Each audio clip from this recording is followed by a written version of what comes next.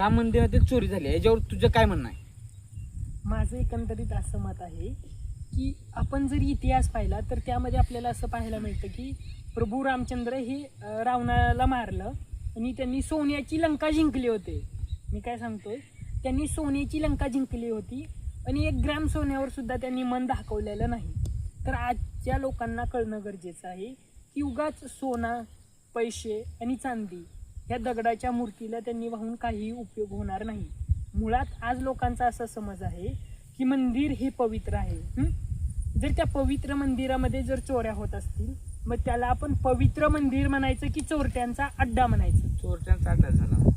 मग आता यावर लोकांनी काय केलं पाहिजे? आता ह्यावर लोकांनी सदसद विवेकबुद्धीनं विचार केला पाहिजे. आणि मला वाटतं मूर्तीच्या दगडाचा काळजाचा दगडाचा देव आहे, दगडाच्या काळजाचा दगडाचा देव आहे हे लोकांनी मान्य केलं पाहिजे. लोकांनी आता गावोगावी मंदिरं बंद करणं गरजेचं आहे. त्या ठिकाणी गावोगावी ग्रंथालये चालू करणं गरजेचं आहे, अभ्यासिका चालू करणं गरजेचं आहे. आज ज्या काही सर्वसामान्य ग्रामीण शाळामध्ये पाण्याच्या टाकी नाहीत, आज मुलांना पंख नाहीत, बोर्ड नाहीत, या सुविधा त्यांनी आज मला वाटतं प्रबोधन केलं आणि त्यांनी आपल्याला सांगितलेलं पाहायला मिळतं. किती केलं हरिहरी तरी मुखात काय मावला नाही, कुठे राहतो कुणास ठाव अजून तरी घावला नाही.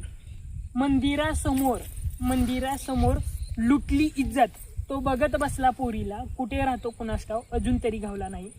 आता बघा, राम मंदिरात जी चोरी झालेली आहे ना, त्या संदर्भात कितीतरी वर्षापूर्वी संत गाडगेबाबांनी सांगितलेलं किती जुळतंय बघा.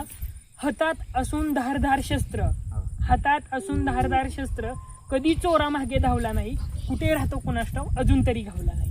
म्हणजे हे संत तुकाराम महाराज असतील, संत गाडगेबाबा असतील, यांचे विचार आजच्या पिढीने जगणं मला वाटतं खूप गरजेचं आहे.